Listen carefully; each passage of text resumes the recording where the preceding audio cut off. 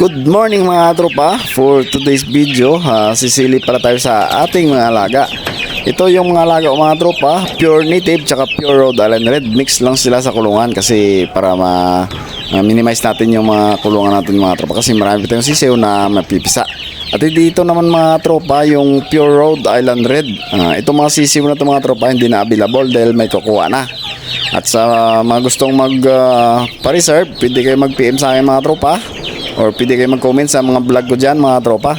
At silipin din natin mga tropa yung mga itlog. Itlog pala to ng tawag ito, bantam. Malalaki yung itlog ng bantam at mga tropa. Na-upgrade na yung itlog nila. Unang itlog niya maliliit, at yun naman pure Rhode Island Red na itlog. Sa akin mga tropa, napansin ko yung itlog ng mga Rhode Island Red natin, malalaki na. Yung mga previous, maliit. Pero ngayon, malalaki na mga tropa. Kung yung mapapansin, parang large na ata itong mga itlog nila mga tropa. At dito sa kabila, walang laman syempre. At dito sa kabila, medyo marami din mga tropa. Dami-dami naman tayo mga itlog. Pero may nagpa-reserve na sa akin mga tropa. Kukuha daw siya isang tray. Yung bintahan ko ng itlog mga tropa, nasa 600 yung per tray. Fertile eggs yan mga tropa, para sa gustong mag-incubate, hindi magpa-reserve sa akin ng itlog mga tropa. At ito naman yung alaga o mga tropa, yung tatlong Brahma ko.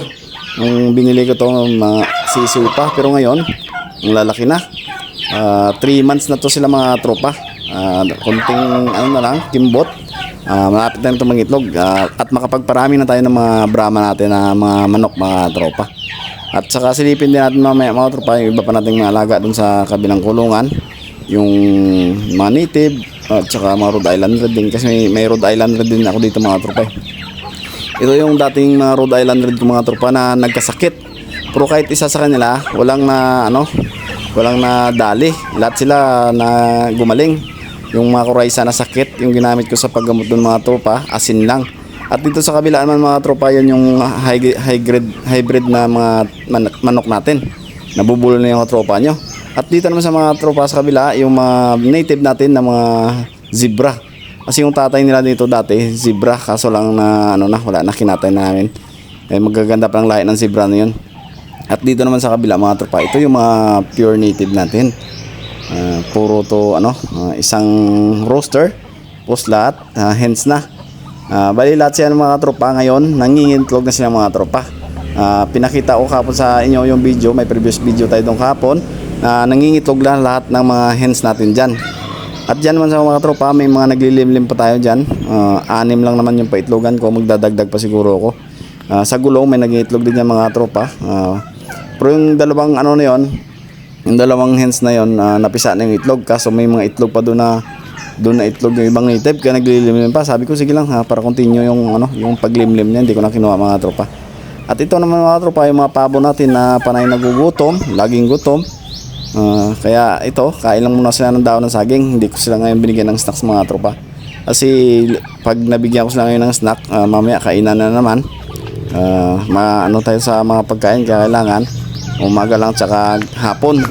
At syempre kung sa mga tanghali, snacks nila mga daon-daon ng saging, Madrid de Agua, kung anong pwedeng ipasnacks natin sa kanila mga tropa. Pwede rin yung puno ng saging, binabalatan ko yung mga tropa, tapos hanggang sa makita ko yung malambot na parte ng saging, yun yung pinapakain ko sila, binibigay ko snacks. Tapos dito naman mga tropa yung natin, mga Rhode Island Red dito sa kabila, pure Rhode Island Red yan mga tropa. Maganda yung pag-alaga natin ngayon ng Rhode Island Red, kahit isa, walang nabawas yan sa kanila mga tropa. Sulit talaga yung mga manok natin mga tropa. At dito naman sa kabila mga tropa, yung mga pato natin, may napisa tayo sa 24 piraso rin itong mga tropa, yung mga bagong sisiw natin na napisa. At syempre nilagyan ko sila ng pagkain, kasi pag sisiw laging gutom. At saka kung sisiw hindi pa naman ganun kagastos sa pagkain ng mga feeds. At nilagyan ko sila ng unli feeds nila para mabilis sila lumaki mga tropa.